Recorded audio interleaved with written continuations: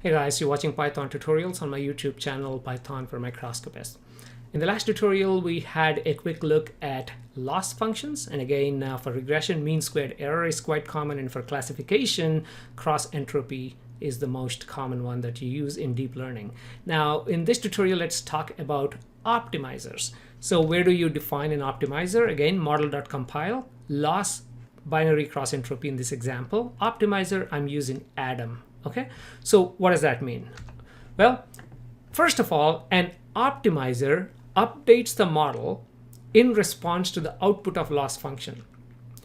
For example, for linear regression, we are trying to minimize the mean squared error by actually placing this line equidistant from all the data points, right? So an optimizer updates the model, okay, in response to this loss function. So the line is moved, and then the mean squared error is calculated. And then the optimizer is like, hey, that's going in the wrong direction. Let's move in this direction. So it moves it slightly and then calculates the mean squared error. And then it's like, oh, that's good. You're going in the right direction. Keep going. So update, move it further, and so on until it finds the minimum. So the optimizer's job is to assist in minimizing this loss function. How does it do that? The easiest way to understand this is by looking at gradient descent. I think this is the granddaddy of all optimizers. This is how everything revolutionized the deep learning in general. Okay, so what is gradient descent? So first of all, if you look at the loss as a function of weights, again, the weights and biases are the ones that are adjusted after every epoch to make sure we are heading in the right direction. Now, this is a simplistic case showing very nice curve here. So you start with, so let me explain this curve. Initially, you start somewhere with certain weights, okay? That's not optimal. If you're very close to the optimal, then it takes fewer iterations to get there typically. But if you're farther away, let's assume, and then it calculates some loss. Well, this is pretty high. Let me change this. Initially, this data point, the next step may be in this direction. We don't know. The next step may be in this direction, right? And then it calculates the loss and it's like, ho, that's pretty high compared to the last one. So let's go the other direction, other way. And then it goes in this direction. And then it calculates, hey, loss is getting better. Go further. Next step. And the steps here are called the learning rate in general, okay? But this is it. And typically your space here, when you map out the loss versus the weights, it may not be this uniform. You may have like a a valley, but then a small hill and valley and so on. So gradient descent is a way of actually finding this minimum. And think about actually, if I want to find an analogy, I'm not sure how many of you are hikers out there, but think of hiking a hill blindfolded. Well, you go in one direction. You know that you're going up the hill, but your goal is to, let's say, find your way down the hill. So you kind of turn around because you know what the slope is. You feel it in your feet. And here you calculate what the slope is, okay? And then you go in the direction that actually gives you towards the minimum. That's all this is. Now, how big of a step do you take? You can take very big steps. But then sometimes you can feel the terrain if you have smaller steps, right?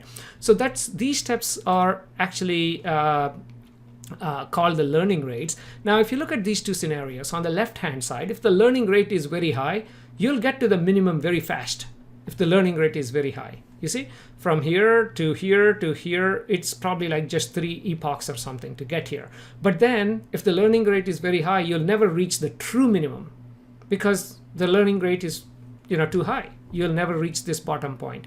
On the other hand, if your learning rate is too small, then it will take more epochs, but you'll definitely find a very much closer minima compared to larger learning rate. But the problem is, if this is how your terrain looks like, and then you're blindfolded and you're coming down, then you end up in this valley and you think that you're at a minimum. But in reality, the global minimum is down here. So you may end up at a false minimum, which means your accuracy is not good. Okay, this is not the right answer there. Now, there are certain terms, again, I don't want to get deep into this, but for example, think of this as a rolling ball that's actually coming down the hill, but then as it comes down, it goes here and comes back and then comes back and then settles down at this point, and you're like, okay, that's my minimum. But what if this ball has higher mass, meaning more momentum? So if this ball has more momentum, it comes down here, but then it pushes over this, and then it goes up here, it goes up here because it has more momentum, and eventually it settles down here.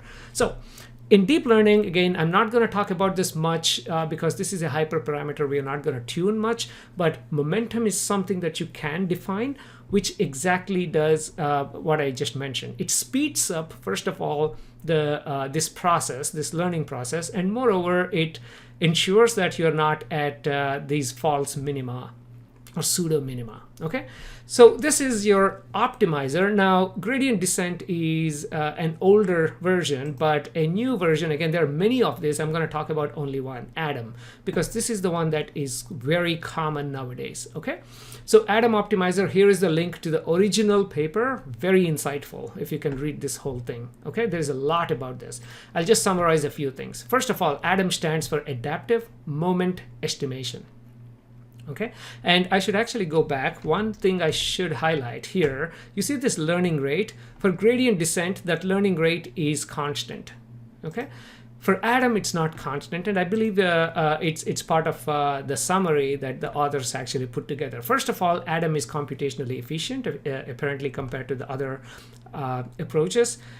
Little memory requirements, and well suited for problems that are large. Okay, for large data sets in terms of data or the number of parameters that you are that need tuning.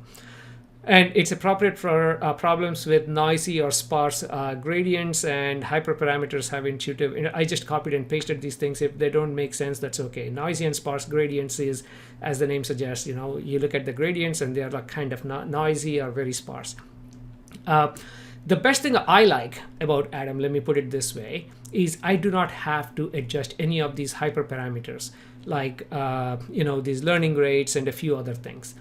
And I'll show you the default values. Almost everyone uses default values. The TensorFlow, when I say everyone, all libraries, like Keras, for example, they all use whatever got published in the original paper. So this makes your life easy. You don't have to play with a whole bunch of things. Someone else did the work kind of for you, okay?